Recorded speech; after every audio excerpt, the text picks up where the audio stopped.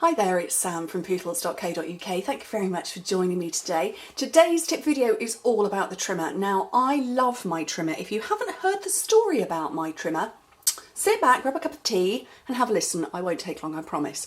So I have been crafting for 14 years, since my eldest son was a tiny newborn baby.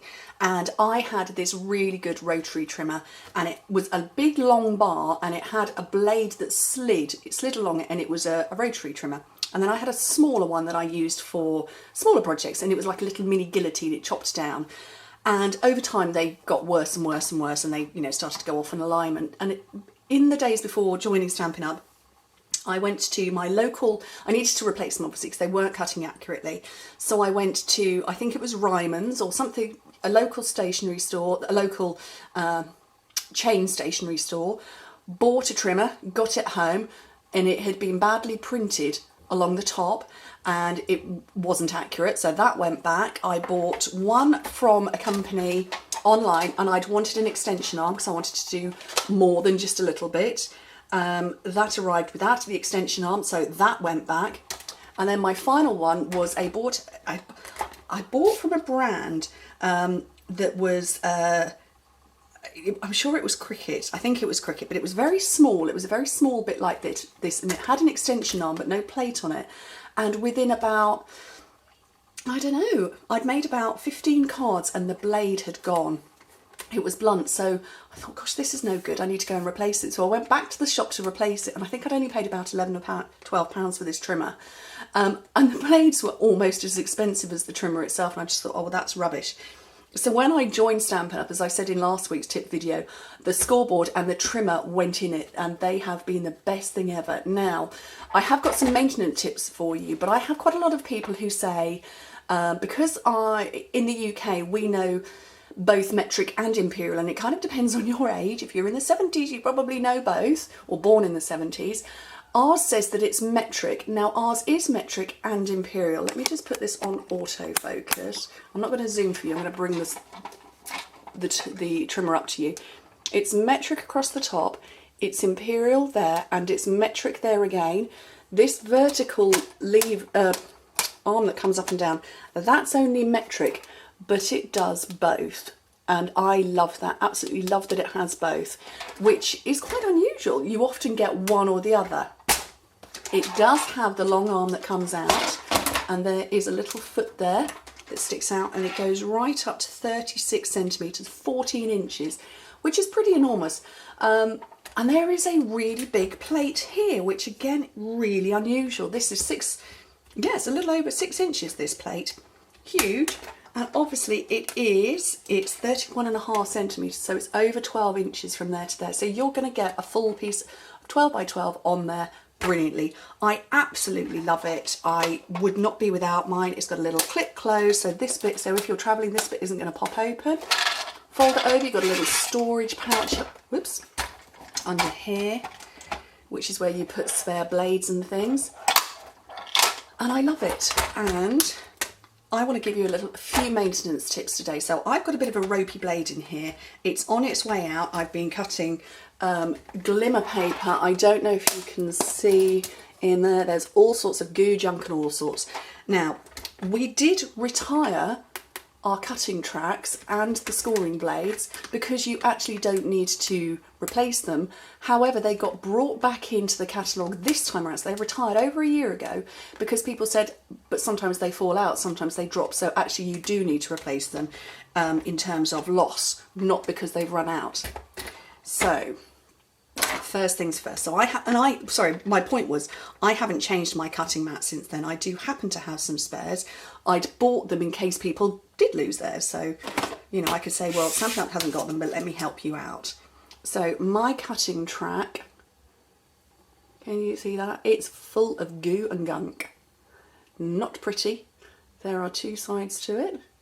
So there's another cutting track there, and our blade sits in that. That's what creates the cut. First thing you need is you need a piece of cardstock. I tend to go for coloured. That's probably a bit big. It's just the bit that I just put on my side. Just because it's a bit thicker than Whisper White. And you run that in this groove So you're putting it in that groove there. So let me put it down because I find it much easier to do that.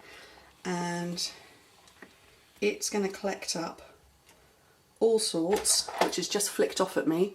It's collected all of that out of it. So if I do that again, and if I get you to follow what I'm doing. So I'm just running that down there, and that's all sorts of stuff has just come out. Give it a blow, job done. But as I said, my blade is a little bit ropey at the moment. So let me bring in a piece of Whisper White, and it's gone furry on the edges. It's not doing a nice cut at all. Can you see that? It's, there you go, you can see just how furry it is. It's not pretty. Get rid of it. If you want to extend your life of your blade a little, just that little bit longer, and somebody did have a question about how to get their Whisper White, cut two pieces at the same time and you will get a sharper, crisper finish. So that one on top has got a nicer finish than that one. Can you see that's a little bit hairy and furry there, whereas that one's okay.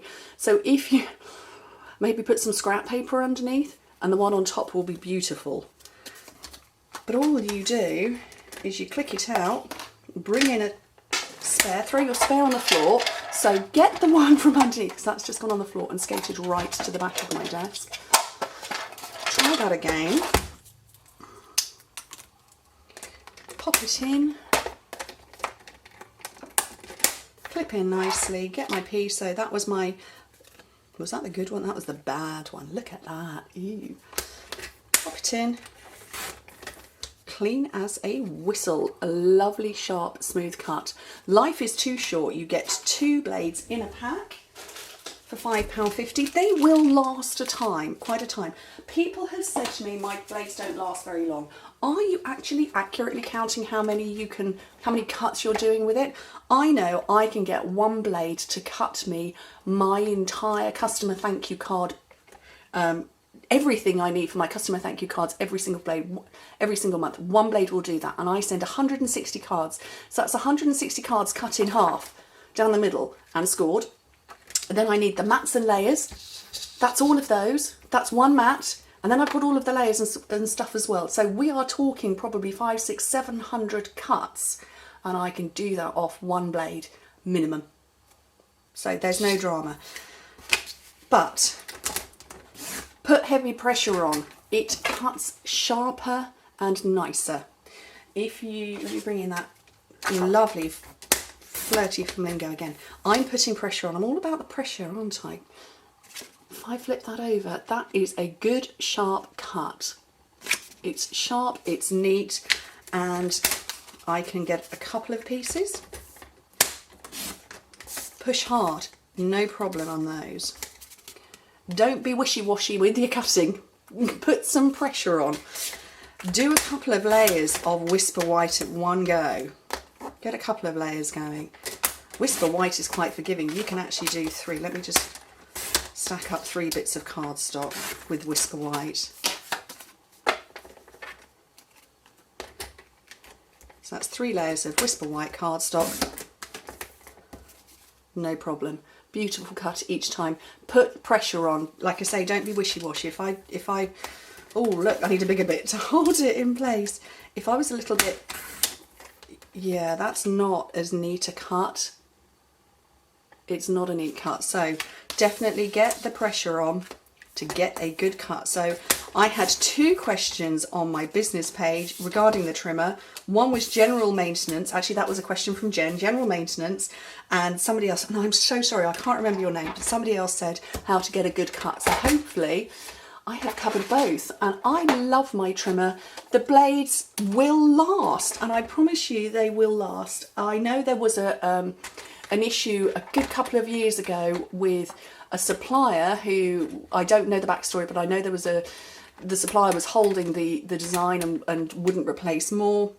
I know there was an issue, and then there was a question over whether they were providing very good quality ones, but I don't have an issue. And given the volume of cardstock I go through, and I'm not talking Whisper White, I'm talking coloured cardstock that I make my card base, or thick cardstock I make my bases with, and all of the paper layers, and then all of the mats and layers and everything else that goes on top. I am doing hundreds of cuts, and that doesn't include my the cardstock that I'm cutting for my projects, but that is just for that. I will always start a brand new blade at the beginning of that cut run for all of those cards, and I often don't need to replace again. So anyway, thank you ever so much for joining me. I hope you like my impassioned speech about my trimmer. I love it. If it wasn't sharp and likely to cut me, I probably would cuddle it, and I couldn't live without it. Do I use the scoring blade? Not hugely often. I do when I'm doing cards, so I might cut a piece of cardstock in half. Let me find something. So I will score it first, and then I will cut it. And I've got 2 instant card blanks ready. So yes, I do use the scoring blade mostly for scoring cards, scoring card blanks rather than cardstock for projects. But you can, and I have done it before. Anyway, thank you ever so much for joining me, and I hope to speak to you very soon. And I really, really, really do hope that was helpful. Bye.